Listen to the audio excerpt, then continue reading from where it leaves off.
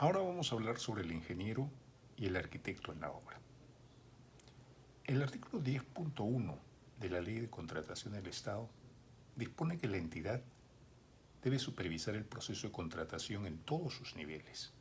directamente o a través de terceros. El artículo 10.2 agrega que cuando la supervisión sea contratada a terceros, el plazo del contrato de supervisión debe estar vinculado al plazo del contrato de la prestación a supervisar y comprender hasta la liquidación de la obra o la conclusión del servicio, de acuerdo a lo que establezca el reglamento, instrumento que define, además, los mecanismos a aplicar en los casos en que surjan discrepancias y éstas se sometan a arbitraje por el tiempo que dure este. La norma dice que el contrato de supervisión de una obra, por ejemplo, se extiende hasta que ella se liquide.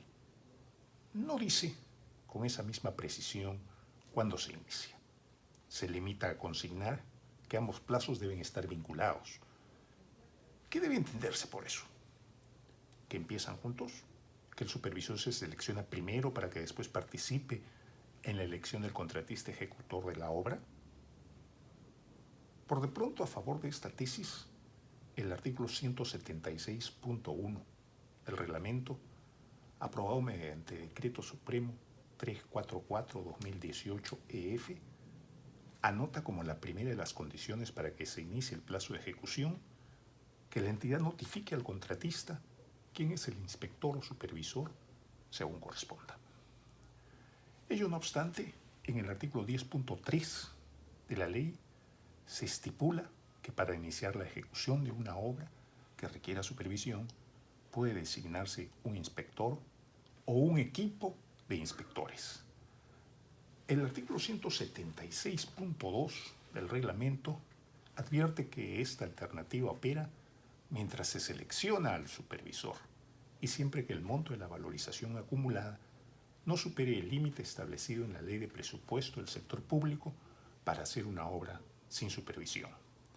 que en la Ley 30879 del Sector Público para el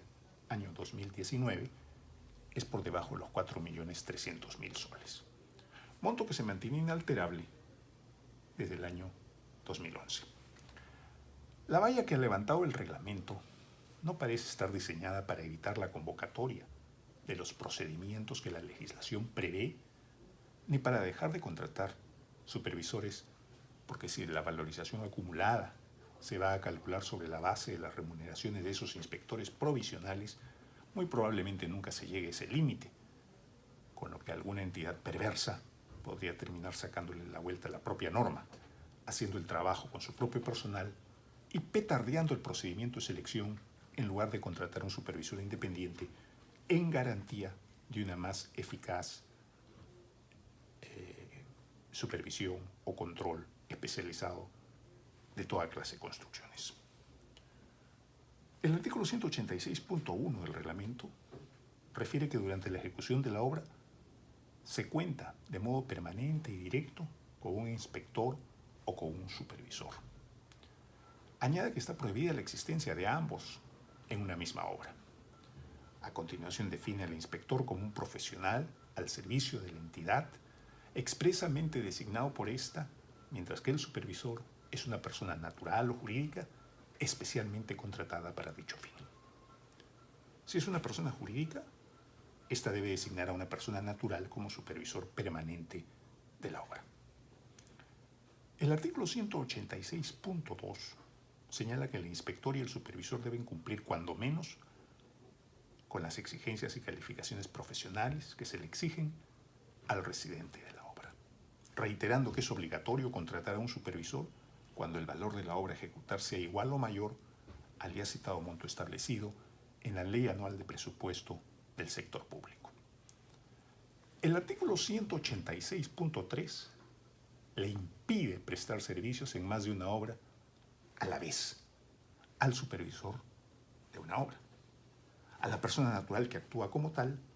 o a aquella otra que actúa en representación técnica de una persona jurídica a la que el artículo 186.1 denomina supervisor permanente de la obra y este artículo 186.3 denomina jefe de supervisión. El mismo dispositivo admite una excepción, que se trate de obras convocadas por paquete, en cuyo caso, a juzgar por lo indicado en el artículo 186.4, la participación del supervisor permanente de la obra o del jefe de supervisión se define en los documentos del respectivo procedimiento de selección bajo responsabilidad, considerando la complejidad y magnitud de las obras a ejecutar. Es importante que el reglamento precise que esta prohibición afecta a la más alta autoridad de la supervisión en la obra y que no afecta a todos los profesionales asignados al servicio, como equivocadamente algunas entidades creyeron entender en un principio. Hay ingenieros cuyas participaciones son esporádicas, intermitentes o incluso periódicas al empezar, a medio camino o al finalizar la obra, o que simplemente intervienen por horas en función de sus respectivas especialidades. A ninguno de ellos se les puede exigir una presencia permanente en la obra. Tampoco se le puede obligar al mismo jefe de supervisión a tener una presencia continua, sin descanso alguno, al pie de la obra. Si ésta se extiende más de un año, es evidente que quien ocupe esa posición tendrá que gozar de vacaciones por expreso mandato legal, oportunidad en la que de seguro será reemplazado por otro profesional de idénticas calificaciones. Lo mismo ocurrirá cuando enferme y no pueda concurrir a trabajar, o cuando solicite algún permiso debidamente justificado. Cuando hay varios turnos que en ocasiones cubren las 24 horas, es imposible pensar que el jefe de supervisión va a estar allí sin dormir. Tendrá que tener un segundo, igualmente calificado, para cumplir con esas tareas en su ausencia. La prohibición de que el jefe de supervisión forme parte de otro equipo, de otra obra, aparece en el Decreto Legislativo 1341, que modifica la Ley 30225, y en el Decreto Supremo 056-2017 EF, modificatorio a su vez del reglamento aprobado mediante Decreto Supremo 350-2015 EF. Se ha informado que se inspira en la necesidad de asegurar la presencia de la más alta autoridad del supervisor en la misma obra, en respuesta a los casos en los que los funcionarios de la entidad no encontraban un interlocutor del más elevado nivel en el campo. En algunos procedimientos de selección se ha querido traslapar esta exigencia al jefe de proyecto,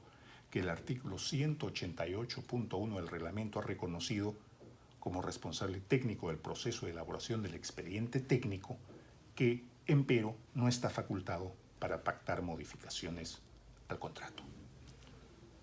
El artículo 188.2 acota que el jefe de proyecto es un profesional, ingeniero o arquitecto colegiado, habilitado y especializado, designado por la entidad, designado por el contratista consultor de la obra, con no menos de 2 años de experiencia en la especialidad, en función de la naturaleza, envergadura y complejidad del servicio. No repite el impedimento, porque evidentemente las actividades son totalmente distintas al del jefe de supervisión, y porque el jefe de proyecto puede liderar más de un encargo a la vez o desempeñarse una función diferente en otro equipo de diseño. Lo que hace mal el artículo es exigir muy poca experiencia para trabajos que pueden demandar una especialización notablemente más grande. La referencia a la naturaleza, envergadura y complejidad del proyecto podría eventualmente dejar abierta esa posibilidad. Ojalá que así se interprete. Según el artículo 187.1, la entidad controla los trabajos efectuados por el contratista a través del inspector o del supervisor, según corresponda. Ellos deben velar directa y permanentemente por la correcta ejecución técnica, económica y administrativa de la obra, y velar también por el cumplimiento del contrato, además de la oportuna administración de riesgos durante todo el plazo, absolviendo las consultas que formule el contratista y dejándose en claro que está prohibido que una misma obra el supervisor sea ejecutor o integrante del plantel técnico que la ejecuta. La referencia al supervisor en este último extremo del artículo 187.1, a diferencia de los otros casos, debe extenderse a todos los profesionales que participan en el equipo, habida cuenta que, aunque la norma no lo prohíba expresamente, no parece correcto que un ingeniero miembro del plantel del supervisor sea parte del equipo profesional de quien ejecuta la obra, conduciéndose en la práctica como supervisor y supervisado. El artículo 187.2 faculta, de otra parte, al inspector y al supervisor a ordenar el retiro de cualquier subcontratista o trabajador por incapacidad o incorrecciones que, a su juicio, perjudiquen la buena marcha de la obra, para rechazar y ordenar el retiro de materiales o equipos por mala calidad o por el incumplimiento de las especificaciones técnicas, y para disponer cualquier medida generada por una emergencia, no estando autorizado, al igual que el jefe de proyecto, para modificar el contrato. Finalmente, el artículo 187.3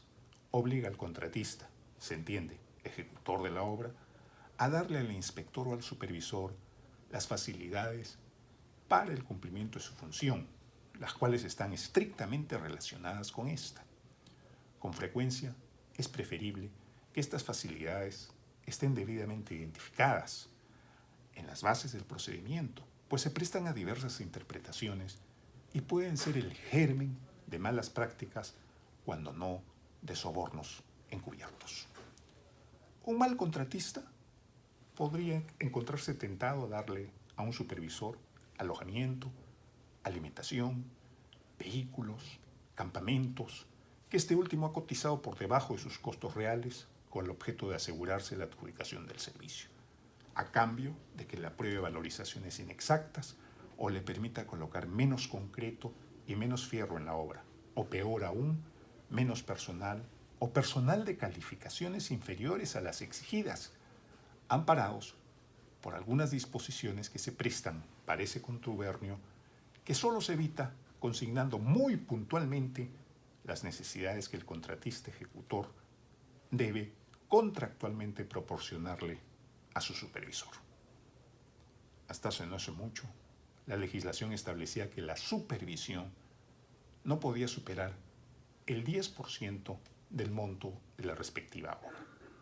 Si por causas imputables al contratista la obra se atrasaba y el supervisor debía continuar más allá de su plazo originalmente convenido, toda suma superior a ese límite tenía que ser asumida por quien la ejecutaba y era el responsable de esa prórroga.